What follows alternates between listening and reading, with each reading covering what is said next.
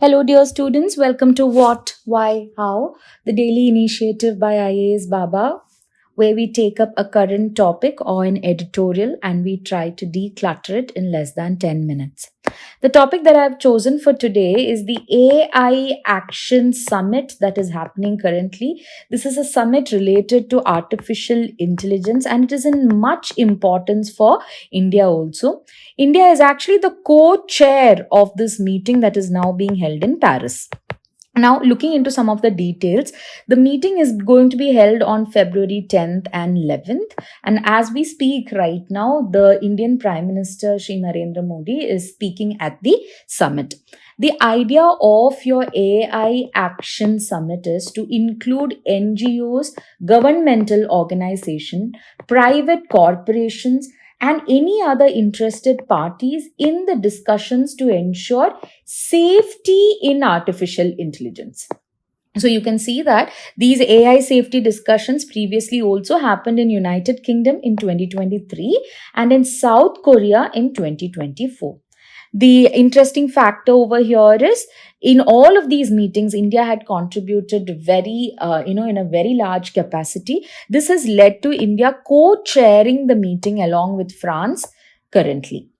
Now, what exactly is the achievements or why exactly was India a part of this meeting? India is part of the meeting because when it comes to artificial intelligence, India represents the voice of the global south. Global south is primarily those developing countries who still have not much access to artificial intelligence, their resources to create artificial intelligence systems, they do not have much resources, etc. So India in this aspect has established its own AI Safety Institute. Previously under the presidency of India, which happened of G20, which happened in 2023, India had also promoted something called as a pro-innovation regulatory or governance approach. Pro-innovation regulatory or governance approach means in a lot of time, if innovation needs to flourish, if new products need to come, you cannot be regulating that field or you shouldn't be putting a lot of rules and regulations and a lot of restrictions on that particular field. Because if that is there, then your innovations will suffer. So this is the reason why India opts for a balance between innovation and regulation. More so, you can see that India is actually a little bit more lenient towards innovation currently. Why? Because India needs to make huge strides when it comes to artificial intelligence. India has also launched a national AI computing facility with almost 18,600 GPUs. GPUs is your graphic processing units. Now, under the Global Partnership on Artificial Intelligence meeting, which was happening in December 2023, India had also highlighted the importance of equitable access to AI research and innovation resources. That means that right now, when you talk about AI, you have few global tech companies like your Google, your Microsoft, and your Apple and all having huge leadership over there, but not your other companies. And this is where this particular meeting also holds importance, because it's just 2 weeks ago that a Chinese a artificial intelligence company called as your DeepSeek has come out with a much superior product than your chat GPT at much cheaper rates. This kind of frugal engineering is something that India has always been a fan of and India has always tried to emulate, and this has given hope for a country like India also to maybe create its own AI systems. So now most of the countries in the global south, they lack the access to critical AI resources.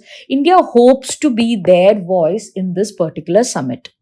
Now, to do this, one of the few suggestions that are being given for India is that, see, India has a lot of strength in creating open source AI models. Open source AI models primarily means systems like your DeepSeek, where people are invited to, or it is open to the public or whoever are the experts to code into the system, to create changes into the system, etc. So this importance of open source AI models, citing the success of initiatives like DeepSeek, can motivate countries like India to come from the forward. India also hopes to push for a flexible cross border AI technology transfer. Whenever there is any AI technology involved, one of the biggest criteria right now is because it is going to have certain industrial design, patents, etc. The transfer of AI technology from one country to another is quite difficult. Even this can be ensured if India takes leadership. Further, very actively participating in this particular meeting means that India can secure a leadership role in the future AI summits, and this would also reinforce India's position as a key player in your global AI governance. I hope this particular editorial has been completely decluttered for you. Until we meet again, take care and happy learning.